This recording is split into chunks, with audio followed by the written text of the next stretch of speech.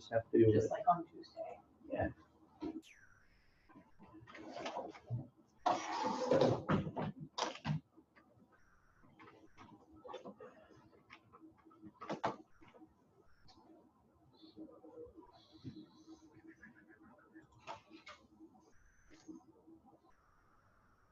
And this may not let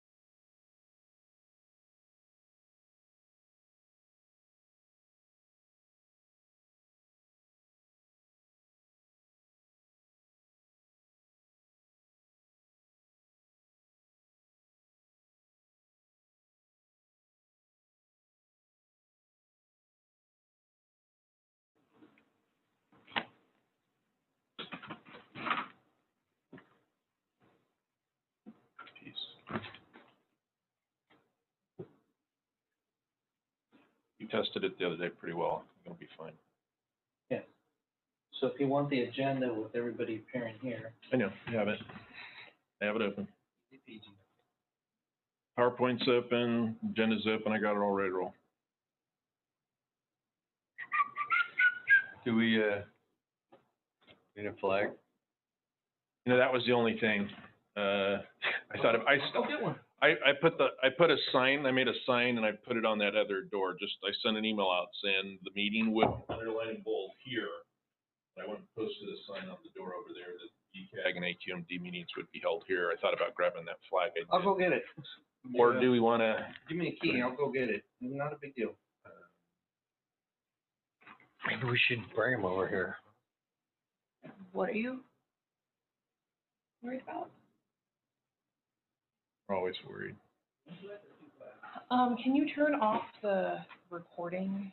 We can start it up again once you go back to the Zoom meeting.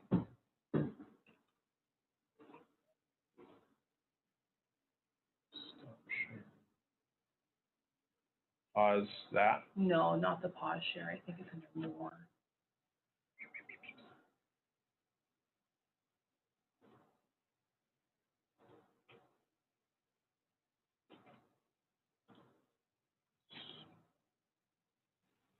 Yeah, you might have to stop the share for a second so that we can. And then in the upper left-hand corner, it says recording, just pause.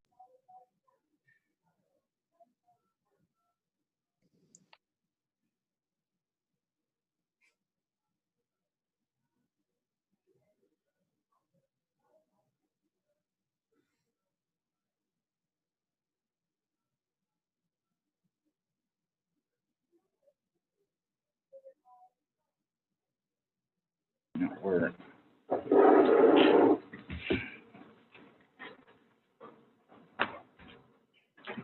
We tried to set it up at the other conference. We can make this easier to. well, it's not that. It's fine. I'll just do it. Make sure I do it off of here too.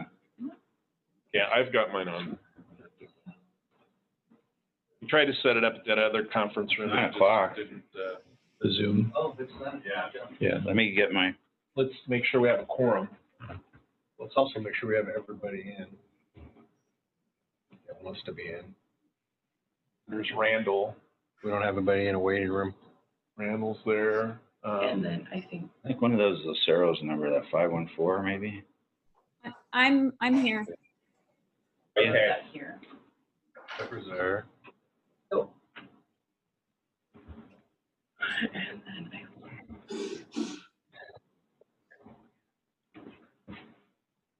and then we have Randall Stone. So. Steve, Lambert, are you on the line yet? He's not gonna be here, He was gonna call.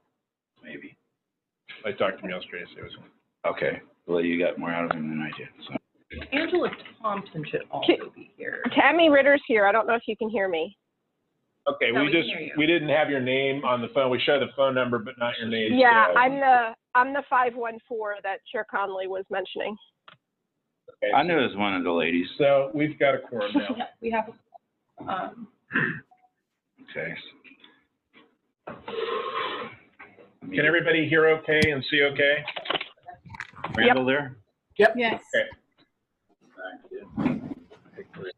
Right to you, I guess. Nope, not I legislate. So can I So minimize you can these? just minimize that.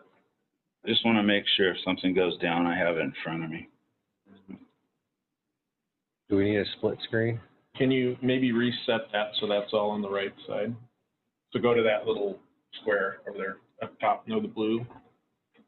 no, if you scroll down a little bit, Oh, Okay, is everybody ready now? go to one of the other ones.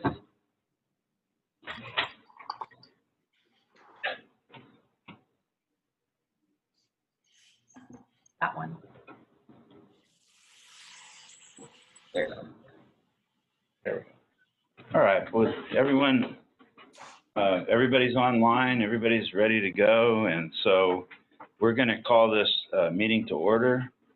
It's our BCAG meeting of May 28th, 2020. Please join me in a salute to the flag of our nation. Ready? Salute. Pledge. I pledge allegiance to the flag of the United States of America and to the republic for which it stands, one nation, under God, indivisible, with liberty and justice for all. Okay, would you please call the roll? Board Member Connolly, Here. Board Member Lucero, Here. Board Member Ritter, Here? Board Member Lambert, Board Member Teeter, Here. Board Member Thompson, Board Member Stone, Here. Board Member Cry, Board Member Reynolds, Board Member Jones. Here. Okay, so the way I think we should run this, because it's such a large board, on each item, I'm going to ask the clerk to call the roll to see if somebody wants to pull something from the agenda. So the first thing we're going to start with the consent. Is there any public comment on the consent agenda? Did anything come in by email or phone? No, nothing. Okay, so let's just go down the roll with the board. If somebody wants to pull something from the consent, yay or nay or whatever. Board Member Connolly, No, I don't want to. Board Member Lucero, No. Board Member Ritter, No. Board Member Teeter, no. Board Member Stone, No. Board Member Jones. No. Perfect. How about it? Somebody make a motion to approve it. I'll make a motion. Move to approve the consent agenda. Whoops. I'll second it. That's Ritter and Lucero. Any comment? All in favor, say aye. Aye. Aye. Yeah, we could have done roll on that too, but I didn't think it was necessary. All right, so moving on. Items for actions, number 5, approval of BCAG's 2021 overall work program and budget. John? Members of the board, included in the agenda is staff's kind of overview of the proposed budget for the coming 2021 fiscal year. I reviewed a draft of the budget last month with the board, and there's really not been any significant changes really to note. The work program includes 26 work elements that cover all our state, federal planning requirements that we have to undertake every year. It also includes several regional studies that we've determined are necessary and we'll be preparing or continuing from this fiscal year. Overall, the budget numbers didn't change much from what was reviewed with the board in April. There are no proposed staffing changes. So the work program, again, is just fulfilling all our state and federal planning requirements and continuing on important regional studies that we've been working on or will be starting with the coming fiscal year. So Yeah. Is there any public comment or any email comment on that? No, but we do have public listening. Okay, so is there any public comment on that before I go down through the, all right, just call the roll again. Anybody has any comments on it? That way- Board Member Connolly? No. Board Member Lucero? No. Board Member Ritter? Nope. Board Member Teeter? No. Board Member Thompson? Nope. Board Member Stone? No. Board Member Jones? No. Matt, Okay, I'll entertain a motion. you're forgetting one board member, Johnson, here out of Gridley. Oh, I'm terribly sorry, Board Member That's Johnson. No. Okay, do you have any comments? Would you like to vote twice to make up for it? I mean, Oh, that's I'm sorry. pick me. I'll entertain a motion. Move to approve. Second. A motion right here in a second. Any public discussion or any discussion by any board member for sure? Seeing none, call the roll. It's easier. Board Member Connolly? Aye. Board Member Lucero? Yes. Board Member Ritter? Aye. Board Member Teeter? Aye. Board Member Thompson? Aye. Board Member Johnson? Yes. Board Member Jones? Aye. Very good. Moving right along. Number 6. You forgot board member Stone Oh, Board, on that last I'm one. sorry, Board Member, He's an aye. I heard it. Thank you, Randall. We'll get this down about the time that we don't need to do it anymore. Okay, approval of Butte Regional Transit 2021 Service Plan and Budget. Andy. Members of the board, this is a follow-up item from our draft presented in April. There are very few changes. One of the things that we did do in April was identify that we were having some service changes and some hour changes, and we're going to be doing our best to identify what our final service hours would be. We went from last year, we had 105,382 service hours. We're dropping that to 95,000 hours. And we are also having a purchase transportation cost of $71,285. That's a reduction. So our overall budget is $10,507,024. That is largely the same or very close to what we had last time. Just a couple of items that we did want the board to be aware of regarding CARES Act funding and how that is supplementing or making up for lost revenue of our transit fares. They are providing us with a substantial funding of several $1 million and for capital use, as well as some operating funds. And what it ends up being is that they are essentially covering our costs through the latter portion of our fiscal year so that our budget is largely staying the same. So our budget is staying the same for the year, but we do have some minor changes in what's contributing to the funding. We look to be pretty good for this 2021 fiscal year because some of our funding is impacted by sales tax. Julie has done a really significant job and put a lot of effort into identifying the revenue that will be available through the fiscal year, but it is possible that we may need to come back and revisit our budget should sales tax revenues change significantly. But for now, we believe that we're very close to the similar situation in terms of service plan hours and costs. So that's why our budget is staying the same, relatively close to the same. Those were the main things that we wanted to identify for you in the final budget. And there is a link on the website to our final budget shown here. Any questions in particular from the board on our service plan, hours, or budget? Okay, let's go down the roll so everybody gets a chance here. Board Member Connolly? No. Board Member Lucero? No. Board Member Ritter? Yes, I have a question just regarding the proposed schedule. I noticed that we have in there that we're going to be doing a public hearing in August of this year. And I'm just wondering if any of this, the timing has changed due to the restrictions with COVID, or are we planning on doing that as a Zoom meeting? How are we handling that?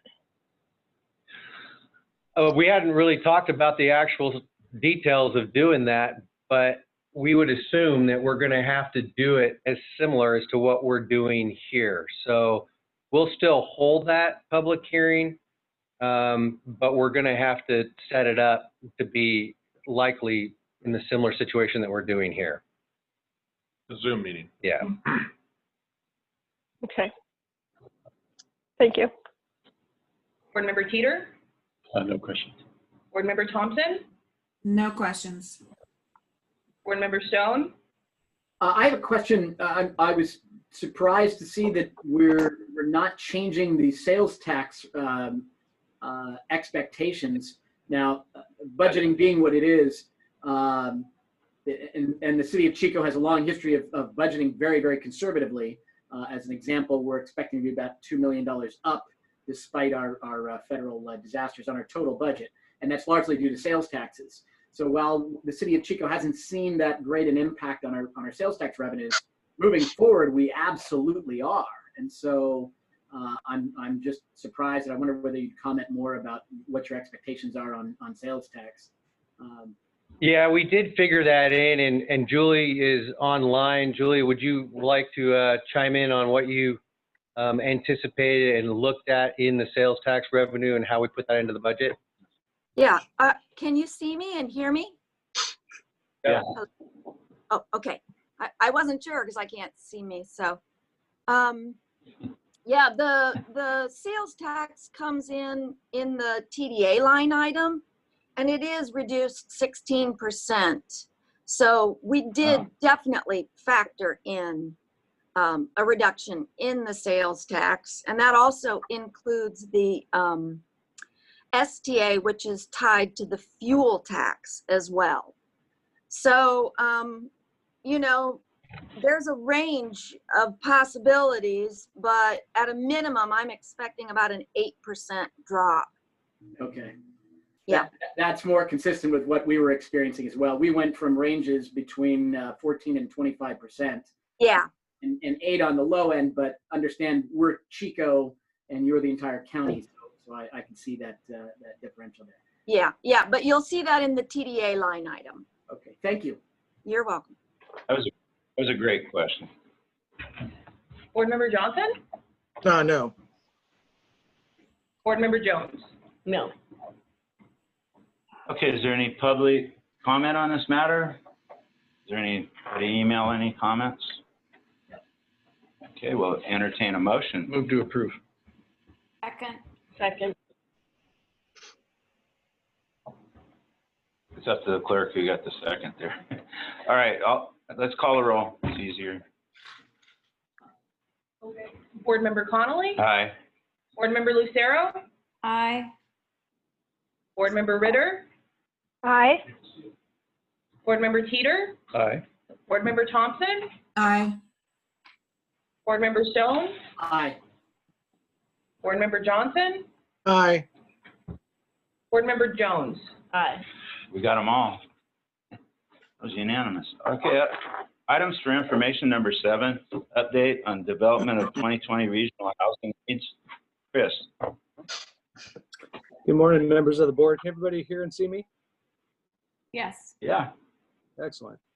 Yeah, so this is just an information item. We're getting underway with updating the BCAG regional housing needs plan. And as noted in the memo, we're required to do this every 8 years. And the last update was completed in 2012. So we've gotten underway over the last month or so with this. And essentially the preparation of the plan is a state requirement. I think not a lot of people know that BCAG even does this. It's required under California Government Code. And it also is, you know, a major component of various things that BCAG does. The housing needs plan basically feeds into our regional transportation model, also our RTP and SCS. And then of course, the distribution of housing units in the plan are required to be identified in each member jurisdiction's housing element update, which I think is due in 2022. So let's see. So yeah, essentially the way the plan works is that the state of California allocates to BCAG a bulk amount of housing units for Butte County. And the purpose of the plan is to have BCAG work with the member jurisdictions, key stakeholders, and the general public to allocate the fair share distribution to each of the municipalities and the county. And so, like I said, we've gotten underway with that so far. And in the past, we have done this entirely in-house with BCAG staff. And this year, we're doing it a little bit differently. We brought on a consultant team from PlaceWorks. And sort of two reasons for doing that. One is that there are new requirements for the Regional Housing Needs Plan, which has made it a bit more complex. And then also some grant funding has been made available to cover those costs. And so we have brought in PlaceWorks, and they're joining us today on the Zoom meeting, and they're going to walk us through a PowerPoint in a few slides there in just a second. But I just wanted to point out that the development of this plan is coordinated very closely with all of your planning staff through our city, town, county planning directors group. And we're meeting monthly at the moment and having them review every component of this as it moves forward. And then additionally, we're reaching out to key stakeholder groups and making sure that they have a chance to provide their input. Last week, we actually did a virtual workshop that was attended by 6 or 8 folks from sort of the housing community. And that went pretty well. We got some good input so far. And the team at PlaceWorks, as they do this presentation, will kind of provide some more detail on that. So why don't we go ahead and turn it over to our consultants, and they can introduce themselves, David Early and Andrea Howard. Great. Thank you very much, Chris. I'm David Early with PlaceWorks. I know actually many of you from our past work in the county. Some of you will remember that my company was formerly called Design Community and Environment, and we prepared the general plans for both Butte County and for the city of Oroville. Joining with me today is Andrea Howard, who's from our staff. You can see her here as well. She's waving. And some of you also know Jennifer Gastelum from our office. And we could have the next slide because it has some of our other photos. Jenny Gastelum formerly worked at Michael Baker International, and before that, Pacific Municipal Consultants, now works at PlaceWorks and has prepared many of your housing elements as well. So I think you know our team pretty well, and it's a pleasure to be here working with you on the Regional Housing Needs Plan. I'm not sure who's running the slides, but could we have the next one? We're having, David, we're having some technical difficulties. We're trying to go to the next slide. It's not. Maybe stop share and redo it. Oh, sorry. There we go. Now what slide are we on? There, whoa, there we are. Okay, so there you see me and my tie, looking very serious. Andrea, Rob Mazer, who's our GIS specialist and is helping to assemble a lot of the data. Jenny Gastelum, who I mentioned, and Allison Giffen, who's working with Rob and Andrea on the project as well. Next slide. So Chris already talked about this a little bit, but just to review for you, the Regional Housing Needs Plan is the document that establishes the number of housing units at each of 4 specified income ranges that each jurisdiction in the county must plan for in its housing element. The number is assigned based on what Chris called a bulk number that comes to you from the state. Once the state has given you that number, we work through the Regional Housing Needs Plan to assign that number based on anticipated population growth, as well as replacement unit needs from fire loss. In Butte's case, obviously a very significant fire and significant unit loss over this last period. As the region's MPO, or Metropolitan Planning Organization, BCAG is the entity responsible for developing the RHNP, and it's for a period that covers 8 years, with the current cycle going beginning in June of 2022 and lasting through June of 2030. So we're just about 2 years from when this cycle will begin. We'll be getting an official bulk number from the state within the next few months. We'll be wrapping our work up by the end of this year, and then that gives the local jurisdictions, both the unincorporated county and the cities and the town, the ability to prepare their housing elements through most of 2021. Next slide. So again, the process is the state assigns the need overall. The RHNP is the document that assigns the need to the local jurisdictions. The local jurisdictions prepare their housing elements, and then housing units are intended to be built consistent with the housing element. But it's important to note that the law at this point continues to have no provisions in it that require that the housing units be built. The housing elements must simply show that there is capacity to build the units, and then it's up to the private sector to make sure that the units are actually constructed. And I'll just continue through the presentation unless there are questions. We can, Bill, I assume you'd like us just to go on. We've got about 8 to 15, I think it's about 12 slides here. I'll go through them all and then we can take any questions. Yeah, please take notes. I know people have questions. I have a few, but we'll do that afterwards. Thank you. Great. Okay. Continue. Yeah. And so let me say also that this today does constitute a formal hearing, and it's required under the law that we hold such a hearing. This is our work plan, and I'll just mention that today we're doing part of task 3.1, which are the stakeholder input sessions. Chris already mentioned that we had a housing stakeholder input session with invited guests last week, which we conducted by Zoom. We are holding today's meeting both to inform you of what's happening and also to fulfill the legal requirement for a public hearing for any members of the public who may want to speak on this. Going backwards on this slide a little, in task 2, we are about to issue a member jurisdiction survey, which will ask the unincorporated county and the 4 cities and the town about their thoughts about issues having to do with the regional housing needs allocation process. And we're also in the process of collecting a series of data points, which I'll be showing you, giving you a little taste of today as well. Once all that work is done, down towards the bottom of task 3, we will, once we have the data assembled, we'll be putting together a set of potential factors, weights, and formulas that could be used to assign housing. We'll show BCAG staff and the planning directors how those formulas might work, and then we'll work with them to choose a single formula. That formula then gets put into a formal draft methodology in task 4. We're required by law to hold a public hearing on that methodology, and then the final methodology is published, and in task 5 is turned into the actual regional housing needs plan, which is published as a draft document, gets staff level review, goes to your board, and then your board will adopt it. And we believe that that will happen in December of this year at a meeting that's already scheduled for early December. Next slide. So we do have a planning directors group that's overseeing our work and working closely with us. We've already met with them once to initiate the project last month. We'll be meeting with them again later today to do a preliminary review of the data that we've assembled.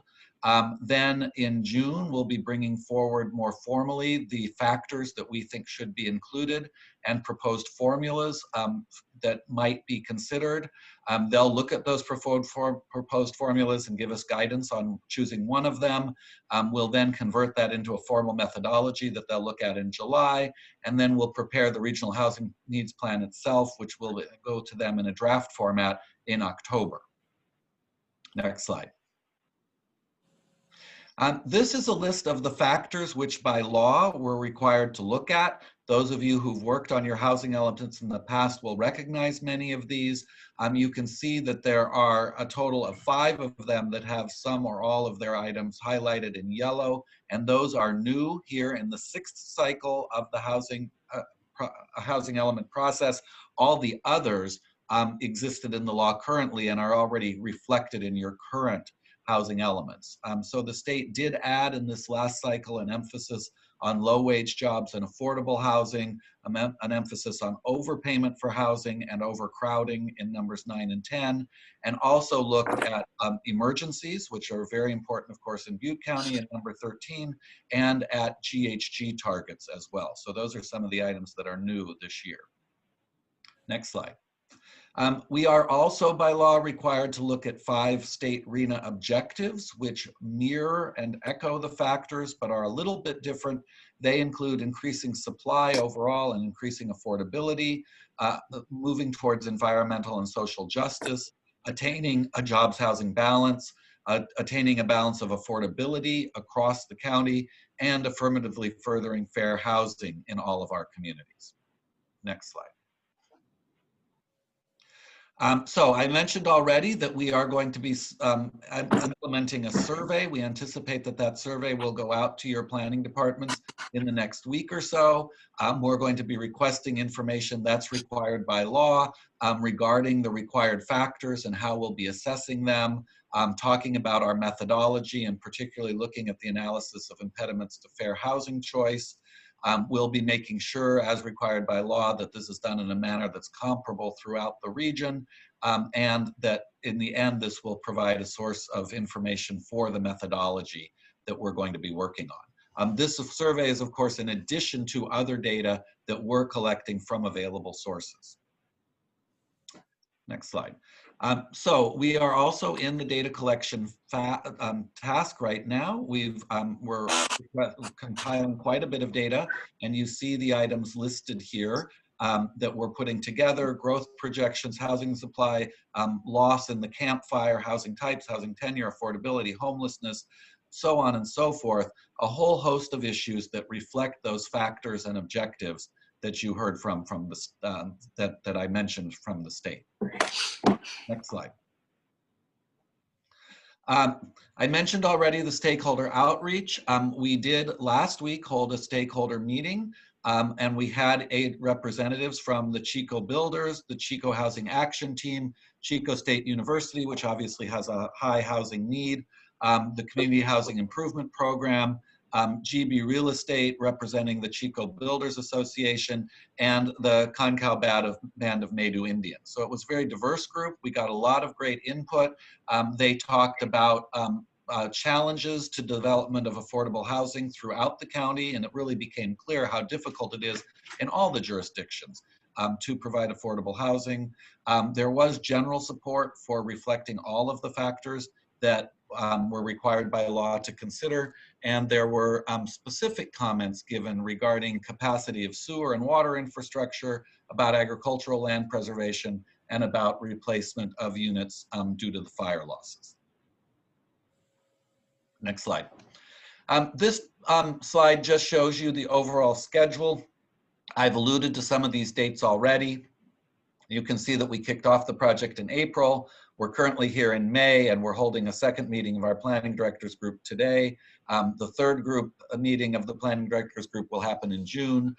Task 4 will spread through July through October, and then the plan itself gets prepared and will be done in a draft form in October for the planning directors to look at. We anticipate bringing it to you in December at a regularly scheduled BCAG meeting on December 10th. And then the last line shows here that the housing elements themselves need to be adopted about 18 months after that on June 12th of 2022. And that is the end of my slideshow. I'm happy to answer any questions that you might have. I think we'll go down the roll. I have quite a few, but I'm going to ask one, and hopefully everybody else asks the other. Is there consideration for the region on setting the income levels? Because you said there's 4 income levels to be considered. It has to be, hopefully there's a sliding scale by region. Yes. We shouldn't be compared to the area. Yes, that's a great question, Bill. The categories are set by law. This is a lot of numbers, but it's all based around the regions, in this case, the counties' median income. And so you get that median income for the county, and then the highest income category is 120% or above of that. The middle one is 80 to 120%. Then you have 50 to 80%, and very low income is 50% or less. And that is for the county specifically. One of the things we do run into sometimes, and I think this is the case even in Butte County, is you have very different incomes even from one jurisdiction to the next. A very rural area, incomes may be lower than, for instance, in Chico, or incomes in one town may be different than the others. We don't get to account for that by law, although we can consider it. But the legal requirement is a county-specific set of numbers that are based on those 4 criteria centered around a median household income. Thank you. I'll let other people ask questions. We call the roll and we'll. Board Member Lucero? Yeah, I had a couple of questions. I was wondering, first of all, I was unaware that we had started this process. Is it possible for the BCAG board to get noticed on these meetings? I know that we are not active participants, but I know I would be interested in hearing feedback at these meetings. Chris, do you want to speak to that? Sure. If we have an email distribution list for this project, and anytime there's a meeting or a new document added to the BCAG website regarding this project, an email goes out to that whole list. So if you'd like, we could add you to that list, and then you'd be in the loop as things move forward. It just seems that You can just add all the board members and just let them know. Thank you. Okay, that and then my second question is, how is the, you mentioned the natural resources.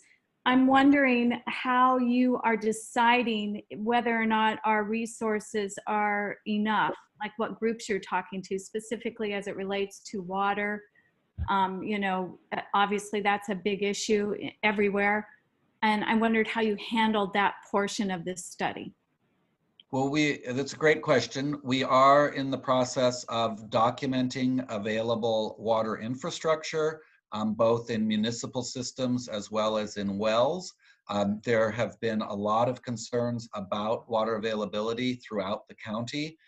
It's interesting that state law specifically precludes changing a housing allocation simply based on the non-availability of a municipal water system. So that's something that we cannot take into account by state law, but we can look overall at water supply and availability and comparisons among the jurisdictions. And of course, all of the jurisdictions have specific issues there. But let me go back and by way of answering that question and others that others might have about all of these factors, once we're really underway with this and have assembled the data, what we'll be doing is creating sample formulas, mathematical formulas that assign certain amounts of housing to various jurisdictions based on a variety of factors. So in one sample formula, we might give a heavy weight to something like available water supply. In another, that might have a lesser weight. And then we'll work with the planning directors in particular to choose which of those formulas is most appropriate. So that won't be up to us, either as your consultants nor as BCAG staff in the end to decide, but it'll be with input from the planning directors that we choose a formula that we think is fairest to each of the jurisdictions. So you don't necessarily meet, I mean, we have, Bill would know this better than I do, but I think 14 different water districts. I mean, I'm just wondering about how this information intersects with the availability. I know you said that the state doesn't take that into consideration, but it seems like it's rather important. Right, and we would welcome you if you or others want to get to us, to Chris or myself or Andrea. We can get any additional data that you might have. If there are specific water districts or all 14 water districts where you want to make sure we're considering their water supplies. Again, we can't take the actual infrastructure into account directly, and water supply overall in the county from one part to another isn't vastly different. There are some sub-regional differences, but it is possible to imagine moving water around by pipes from one part of the county to another. But that and of course the overall number is one we have to accommodate. The state gives us this larger number, and all we get to do is decide where it goes exactly.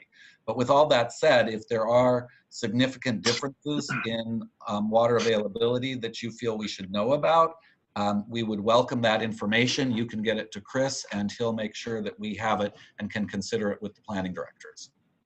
Okay, thank you. Are you done, Deborah?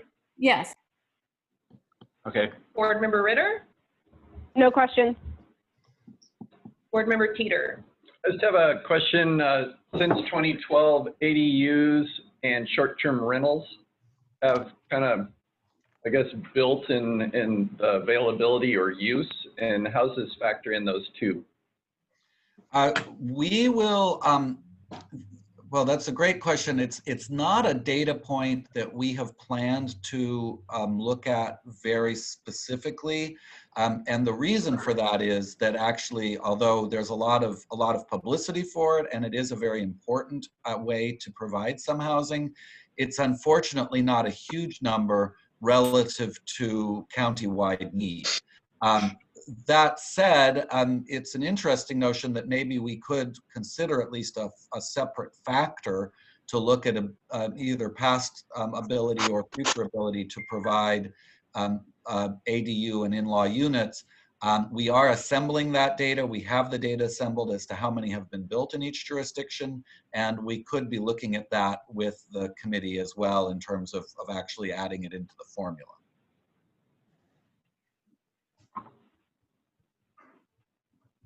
How about on the takeaway that short-term rentals can do to housing stock? But in that sense, you're looking, so on the one hand, ADUs, I guess you're talking about adding to the supply, but short-term rentals taking away from the supply. Is that right? Yeah. Right. So again, you know, the process here overall is that we get this larger number from the state, and our job is to divide that number up among jurisdictions. On the one hand, I don't think we would argue that we would want to lower a jurisdiction's numbers because they have a lot of short-term rentals. And on the other hand, it wouldn't be a way to raise a number either. So at the local level, the short-term rental market, at least before COVID-19, was having a significant impact in some jurisdictions. And I would encourage those jurisdictions, to the extent that continues to be an issue, to look at that short-term rental issue, but it's not one that's traditionally taken into account as we allocate numbers to jurisdictions. Thank you. Board Member Thompson? I just have one crazy question, and I'm curious, is this going to be for the county of Butte only, not within the city limits? And will it set the precedence for our plans in each individual city moving forward? Yes, this is a document that applies to both the unincorporated county as a separate jurisdiction that controls planning and development in the unincorporated areas of the county. And it also applies to each of the 5 municipalities, 4 cities and the town of Paradise. So that's exactly what we're doing, is we are allocating the units from one big master number, Chris called it a bulk number, that will be assigned to the county as a whole, serving as a region, and that'll come from the state, and there will be one big number that's given to the entire region, which in this case, the region is the same as the county. And then the work that we're doing will divide that number into 6 pieces that will be for the unincorporated county, for each of the 4 named cities, and for the town of Paradise. Does that follow? It does. Thank you very much. Board Member Stone? Yes, I wonder if you can comment more about, and thank you for the report, if you could comment more about the lack of differentiating income between the cities and the county. It just seems a little bit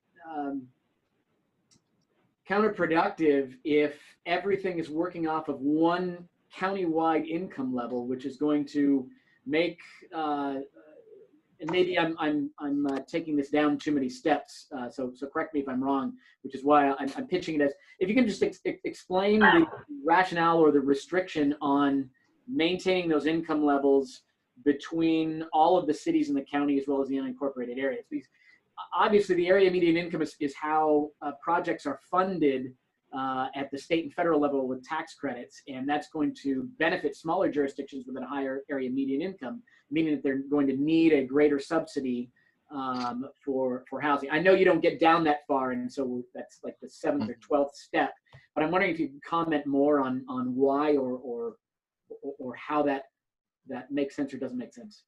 The fix on income in the entire county. Yeah, I can comment it on a little bit, and I appreciate you pointing out that this question is really just for commentary. There's not much we can do about it. Right. It is the way state law is written, and I mean, not to be too cynical about it, but I think it's important to remember that the state is making regulations for the entire state, and actually Butte County is one of the smallest organized municipal planning organizations in the state. So you have in other parts of the state, you have a single income number, not necessarily for an entire super region like SCAG, which covers almost a third of the state's population, or the Bay Area, but in the Bay Area, there are only three income sets of incomes spread over 8 million people.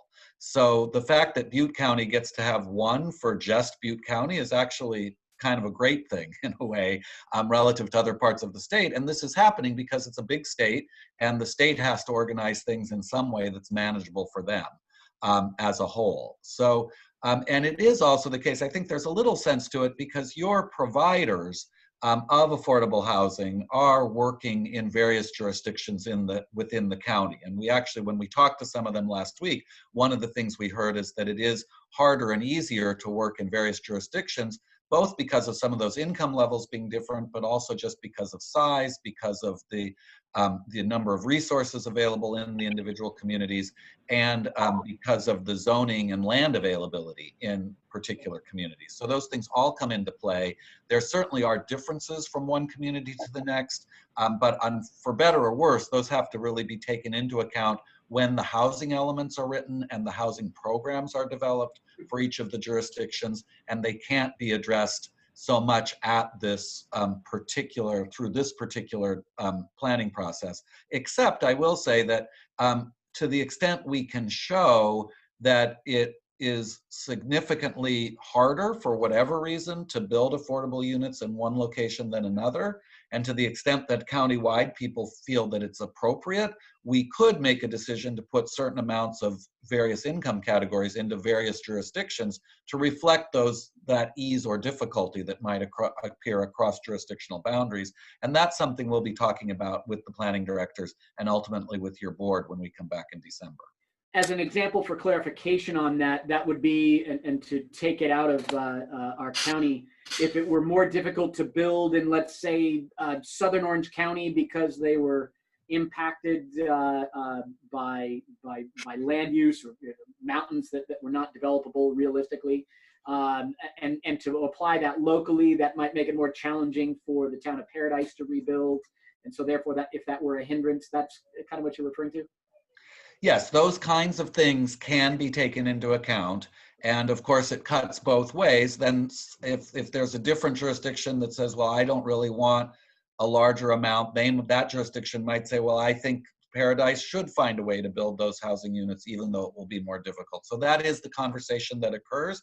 But Commissioner Stone, those are exactly the kinds of things that can be considered as this formula is put together.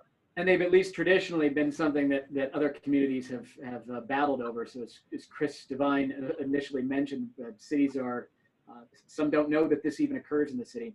And thank you for answering the questions, and thank you for the perspective on what it's like in other counties. Yeah, You're and right. I want to underscore here too, it's a great segue for me before anyone else has a question. I just want to really underscore that Butte County has a long history of extremely excellent interjurisdictional planning and cooperation.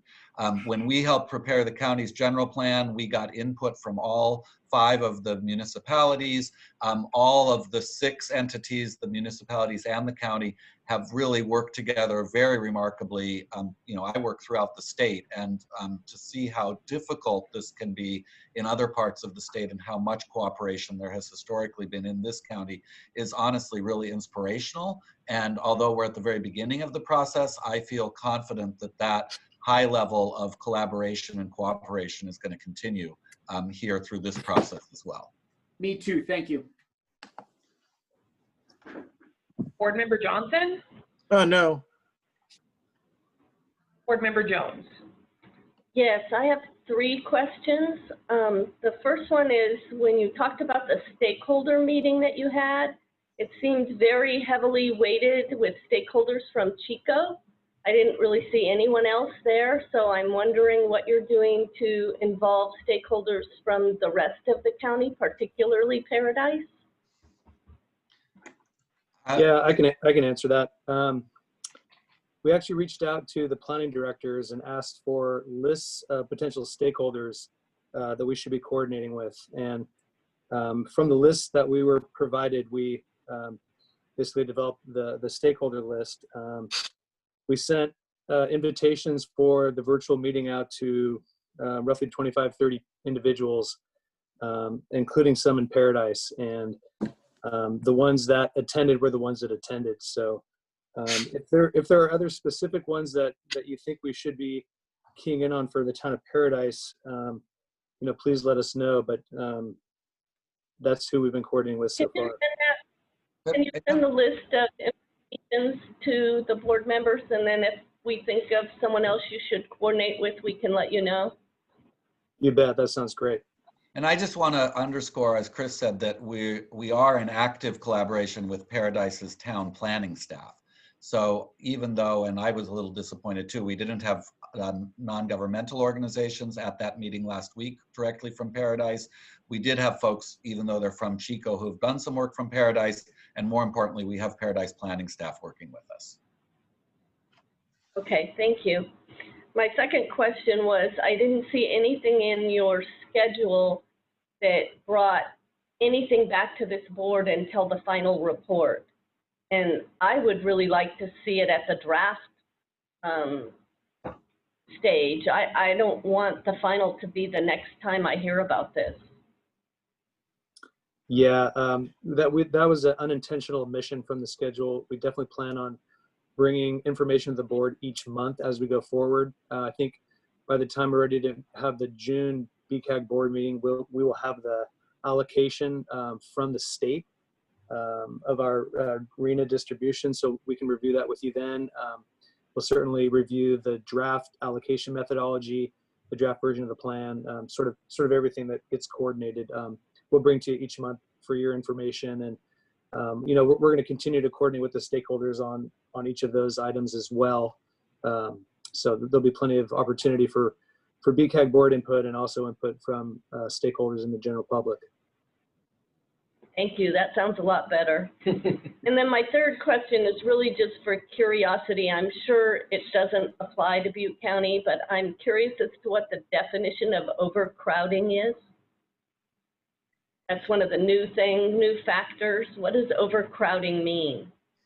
There is a technical definition, and Andrea, do you know it? I think it's 1 person per room as opposed to bedroom, but I'm not sure if I have that right. Andrea, are you there, and do you know? I don't know off the top of my head, but as we're speaking, I can look it up and confirm. Right. It So is. HUD has a standard that they use on the persons per room and persons per bedroom, and then they also have a square footage per person. So there's different ways that it could be measured based on, like, you might only have 2 bedrooms, but you might have ample square footage. So there's actually a HUD user document, and it's called Measuring Overcrowding in Housing. Thank you. I was thinking density. So that's... Oh, like in a neighborhood or in an actual house? Like in a neighborhood. I was thinking maybe it meant how big. Oh, it's great to clarify that. Overcrowding is a measure of people living per unit, not of people living per neighborhood or square mile. Okay, thank you. Okay, Is there any other board member comments on the phone? Anybody here in the room? I have one more. David, you know, we worked really hard to have the first comprehensive general plan in Butte County, and I hope that you stay within those parameters. I mean, it's 5 years of our lives, right? Yeah. So let's stay within the parameters we got. We don't want to bust up any ag. We don't want to get crazy, you know. And one more comment, as far as water availability and cheap water, South Feather Power and Water in Oroville has capacity for about 20,000 more people right now, and much more raw water available. So that's my input on that. If there's no other comments, we'll move on. One more chance. I don't know if there are even members of the public here, but I want to point out that this was intended to be a public hearing, which we're required to. Yeah, if there's any public input, we'd like to have it. Anybody on email or phone? Anybody on Zoom? Bill, Chair, yeah. I have one more question or maybe a comment. You know, if we are supposed to be soliciting public input, I would just like to find out how we are trying to do that. I mean, this is an important topic, I think, for people, particularly with our housing shortage that we're experiencing, and affordable housing shortage. And if we could understand how this is getting out to the public, because I think it's going to be an important process, and a lot of people would like to chime in. And I too thought it looked very Chico-centric. And, you know, we have so many needs all over the county. So I just wondered how we're doing that. Yeah, I guess there's three things. Number one is the stakeholder group, as we mentioned. And if you feel like we're missing some folks there, please let us know of other individuals that might be good for us to be coordinating with. Number two is BCAG board meetings are public, and people can review and provide comments on the items there. And then number three, all this information is being posted to the BCAG website. And as new things get added, as I mentioned earlier, we send emails out to the email distribution for the project. Can I suggest that we do a press release that we've started this process so that we can, you know, get more, you know, public attention to this? Because there might be people that have something to add. And so maybe a press release that the process has been started would be good.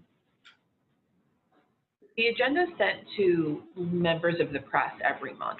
So the press is aware of every agenda item as it comes up to the board. But I think she was asking for this specific project. Chris, I was going to ask just one question too. Was the stakeholder meeting on May 19th recorded? If it was you did a Zoom type? It was a Zoom meeting. Yeah, it was a virtual workshop. Was it recorded? You know? Well, no, it was Chris, a I can speak to that. Well, if not, go ahead, like in the future at these public meetings, just record them like we're doing with this meeting right now. Then those could be posted to the web page if people wanted to go back and look at what happened at the meeting if they didn't. I think we're Andrea able to had put them. Okay. Go ahead, Andrea. Did you have a comment? I was going to say that, can you hear me? Yeah. I was just going to add that we did not record them, but we did take pretty diligent minute level notes, and we can post those. Okay. Thank you. Okay, if there's no other questions or comments, I'd like to thank David Early and his team. I look forward to working with you, and over now. See ya. Thank you all. Bye-bye. All right, we're moving on. Number 8, development of the 2021 Federal Transportation Improvement Program. Ivan. Good morning, board. The Butte County Association of Governments, as the federally designated metropolitan planning organization, is required to prepare an FTIP document every 2 years. BCAG board is scheduled to adopt the 2021 FTIP at the August 27th board meeting. The purpose of the FTIP is to identify all transportation projects that are federally funded or require some type of federal approval from the Federal Highway Administration or the Federal Transit Administration. In addition, regardless of funding, if there is a regionally significant transportation project, it is required to be in the FTIP. The FTIP will cover the next 4 federal fiscal years, starting October 1st of 2020. Existing projects that are in the current 2019 FTIP that have not been obligated or allocated will likely carry over into this new document. Typical funding sources in the FTIP include the State Transportation Improvement Program, Caltrans' State Highway Operations Protection Program, Congestion Mitigation and Air Quality, federal transit funds, and federal active transportation program funds. Those are the typical ones, but it's not inclusive. The draft 2021 FTIP document will include an air quality conformity analysis and determination. The draft document is scheduled to be presented at the July Transportation Advisory Committee and the BCAG board. However, Senator Jim Bill is sponsoring Senate Bill 1291. If signed into law, will forego California's requirement to update this document for the next 2 years. The legislation is aimed to help minimize the impact from the federal SAFE rule and COVID-19 impacts. So it's currently a spot bill. Language is going to change. The legislation, because it's not finalized, BCAG still needs to move forward and prepare an FTIP document, but it may or may not be adopted. And if not, BCAG will continue to amend the existing 2019 FTIP as we currently do. And it will end up having the same stuff in it. Same projects. So it's almost a moot point. The state is still required to fulfill the requirement. Be happy to answer any questions. Let's take the roll backwards this time. Board Member Jones? I don't have any questions. Board Member Johnson? No questions. Board Member Stone? No questions. Board Member Thompson? No questions. Board Member Teeter? No questions.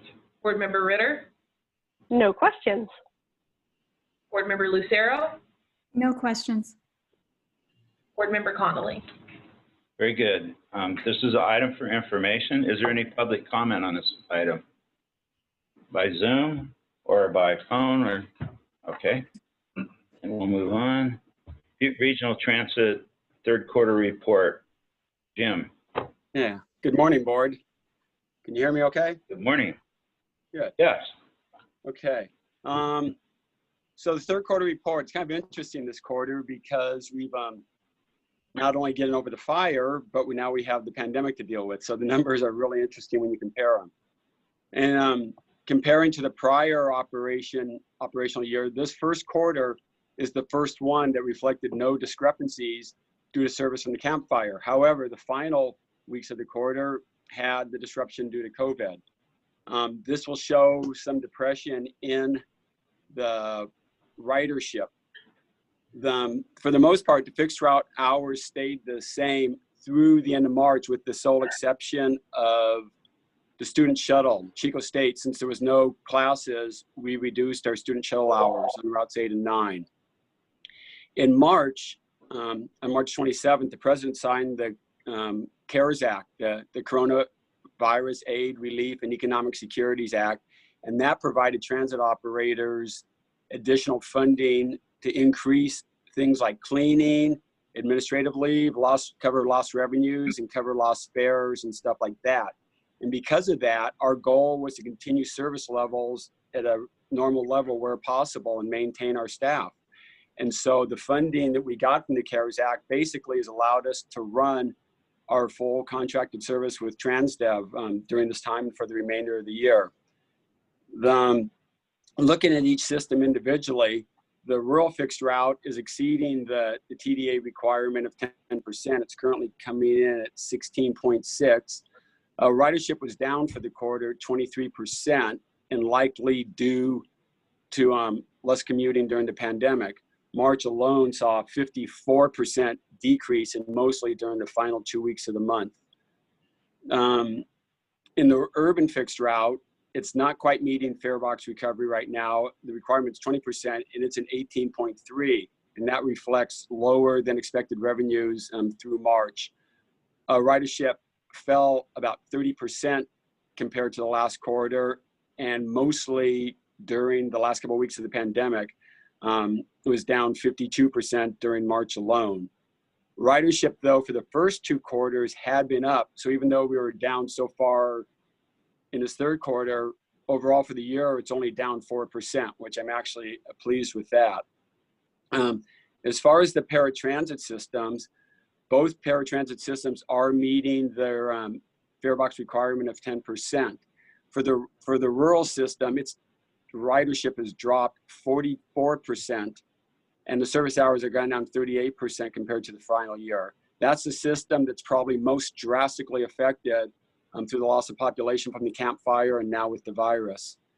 The efficiency of the system is dropped a little bit too, and that's mostly due to the fact that with the virus, we didn't want crowding on the vehicles. So instead of trying to pack several people into a vehicle, even we would go ahead and send a couple of vehicles out so we could keep separation between the passengers. And so that kind of hurt your efficiency, but it was good for safety reasons.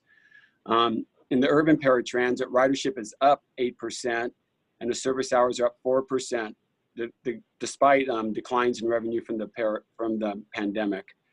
Overall, the system is running good. We've had 3 accidents for the quarter, which is 1 accident for every 118,000 miles, which is a good ratio. And there were 5 complaints in the quarter, which is well within reason for the number of passengers we serve. So that's basically an overview of the third quarter. Any questions from the board? Take the roll backwards again. Board Member Jones? I don't have any questions. Board Member Johnson? No questions. Board Member Stone? Thank you, Jim. No questions. Board Member Thompson? No questions. Board Member Teeter? No questions. Board Member Ritter? 2 questions. Jim, you said that our ridership was down 44% in the rural areas due to Camp Fire and then the virus. What was it after the Camp Fire, and what did it go down to after the virus? Overall, it's interesting because after the virus, ridership overall as a system, both urban and rural, dropped 80%. Before the virus, we were averaging about 20,000 passengers a week. And then after shelter in place, we were somewhere in the neighborhood of 4,000 to 5,000. So that's, the virus definitely had that effect. And it's still down. It's slowly going back up, but there was a period of 6 or 7 weeks there where it was down about 80%. Overall, with after the Camp Fire, we were looking at probably in the rural system in the neighborhood of 25, I have to look exactly, but it's somewhere in the neighborhood of 25, 30% decrease. Okay.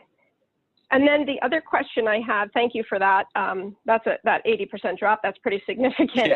Yeah.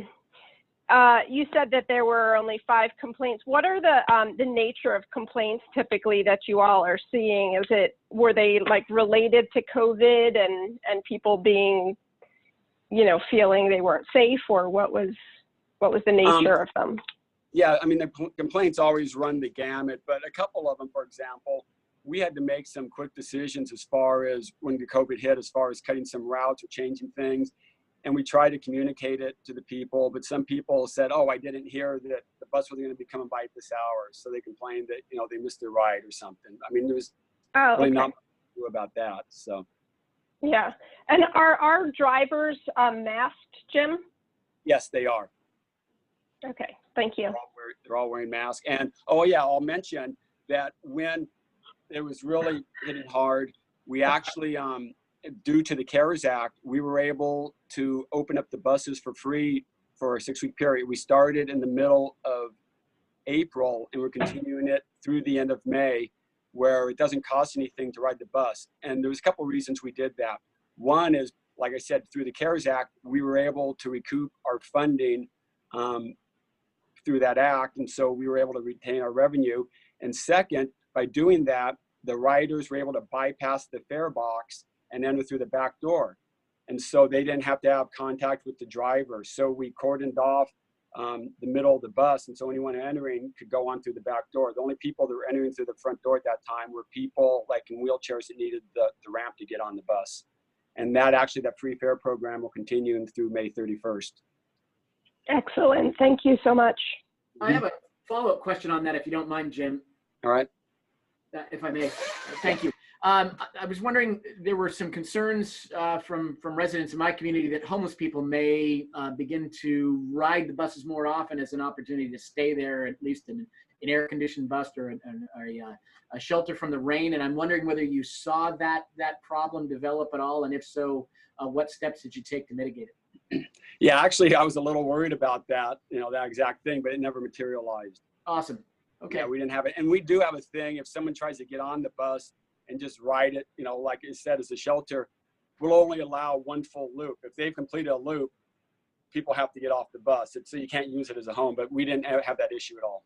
And that's been a standing policy that you've had for years. Yes. Okay, that might have added to your ability to navigate that. So thank you, appreciate it. Yeah. Board Member Lucero? She has a CSAC meeting. She just stepped off. Okay. Board Member Conley? Very good report. Is there any public comment? Public comment on this item by Zoom? Okay, so at this time, we'd like to open public comment. We'll take items from the phone or computer. Is there any? None. Is there anybody on Zoom? All right, we're going to adjourn. We'll be back here, as far as I know, June 26th. No closed session. Oh, we got a closed session? We'll take that one. Yeah, we'll do a closed session. We can pump people out. Okay, we're going to adjourn to closed session.